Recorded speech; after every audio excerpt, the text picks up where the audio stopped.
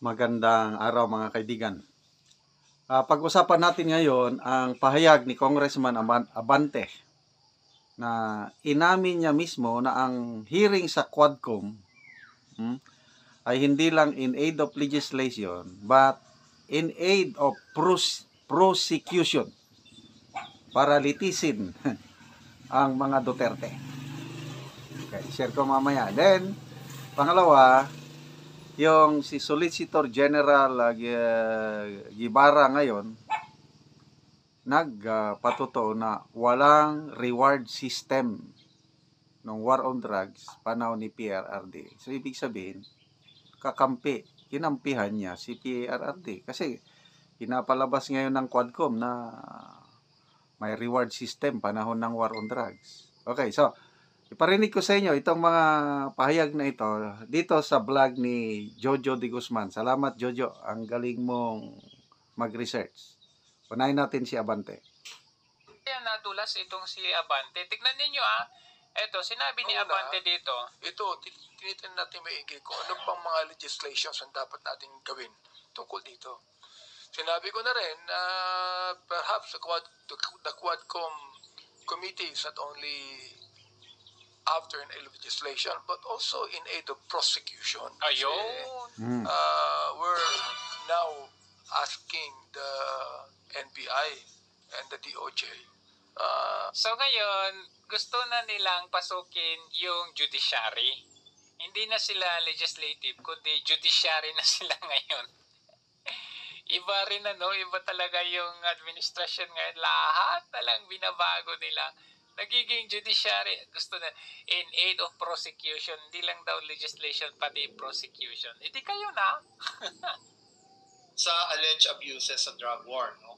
Ang mga una naming tiningnan ay yan, yung si mga insidente na Solgen Guevara na yan. Yung mga alleged lapses on the part of law enforcement agencies. Kaya lamang hindi na kami nakarating doon sa mas malalim na investigasyon.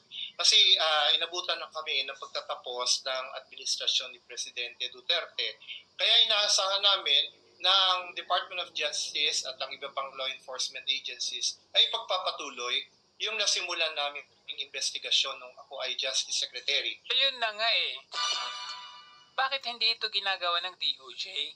Ng NBI o ng mga law enforcement agency natin.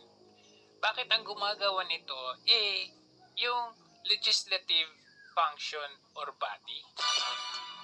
Nasaan kayo? Nasaan sila? Binanggit yung mga lapses, yung mismong reward system. Narinig niyo po ba ito? Rafi, nung time na inimbestigahan namin, wala kami narinig about the reward Wala. system. Naku, patay. Wala. Wala pala May mga sabi-sabi lang about it, pero walang actual na testigo who came forward para sabihin na merong talagang ganyang sistema na initiated by people sa taas, kaya masasabing may scheme talaga, no? Yun ay hindi namin nakita dahil wala namang testigo na lumitaw para magpatotoo o magsabi na meron ng ganong klaseng sistema ng rewards. Pero ngayon, wala Solgen pa yan po naglalabasan itong mga testigong ito. Dapat bang DOJ mag-imbestiga na? So, unahin natin dito kay Solgen, Justice Secretary siya noon. Walang reward system. At mabuti ngayon dahil ang Senado magpapatawag na rin sila ng inquiry tungkol sa war on drugs. At sabi ni Senator Bato, iimbitahan nila ang mga dating cabinet members ni PRRD na may kinalaman tungkol sa war on drugs. At I believe ito si Solgen Guevara iimbitahan at mas ma-expound pa ng maigi. Okay, so pati si PRRD iimbitahan and most likely mag-a-attend si PRRD sa Senate hearing war on drugs at yun. Pagkakataon na ng Duterte administration na ipahayag ang ano ba talaga ang nangyari ng war on drugs.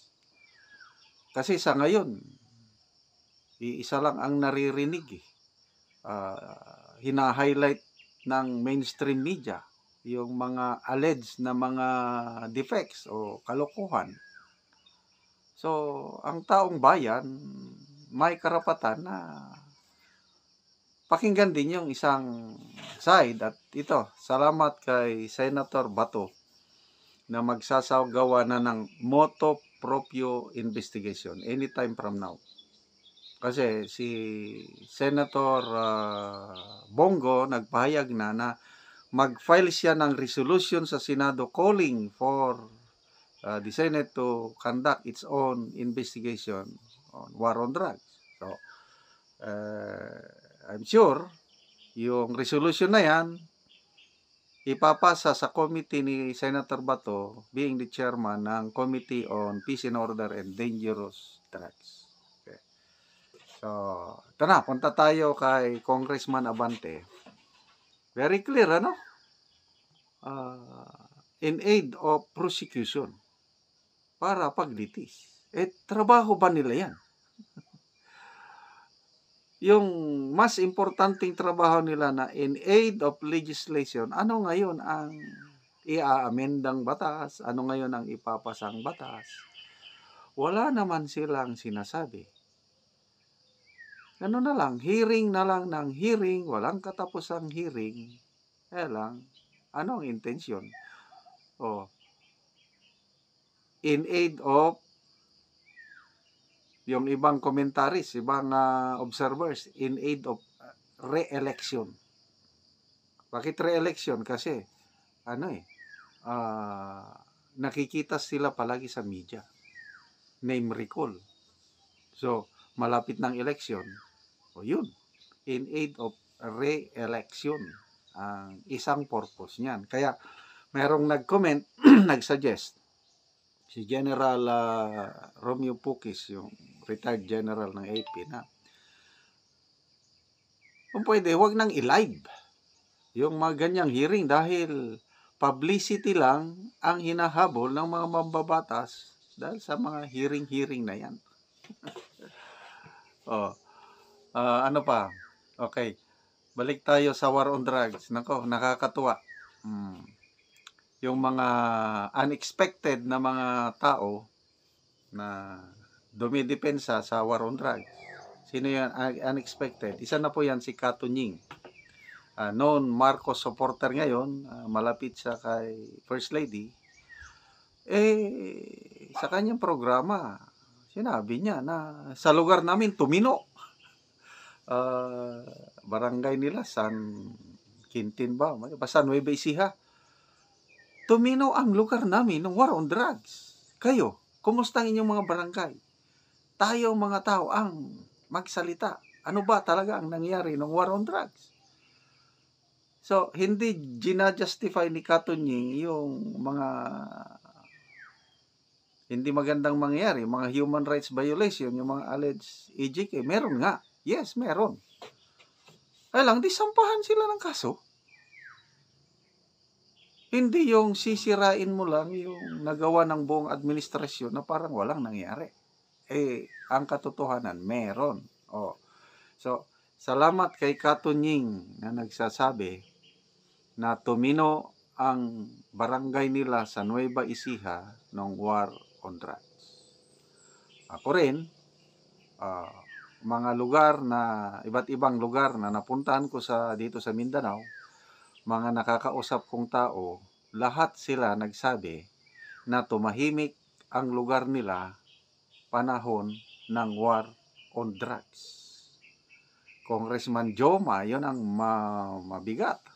Medyo napahiya yung PIDEA kasi sa isang hearing ng Quadcom, sinasabi ng PIDEA na wala daw nangyaring maganda nung war on drugs. Nako, yun. Nagsalita si Congressman Joma, sabi niya, sa aming lugar, Ormoc, nako, tumahimik, nag-improve ang aming syudad dahil sa war on drugs ni PRRD. Yun sana ang And I believe marami pa sa inyo, yung 88% ba na nag-approve sa war on drugs, no? Bago umalis sa pwesto si PRRD, nagkaroon ng survey, 88%. approve sa war on drugs. Yun ang katotohanan na hindi nila madaling alisin sa puso't isipan ng mamamayang Pilipino na nagmamahal sa katahimikan ng ating bansa. Ngayon, kumusta? Alin ang mas mabuting kalagayan sa peace and order, kriminalidad, panahon ni PRRD o ngayon? O kayo ang sumagot. Nakakalungkot na bumabalik na naman tayo sa dati.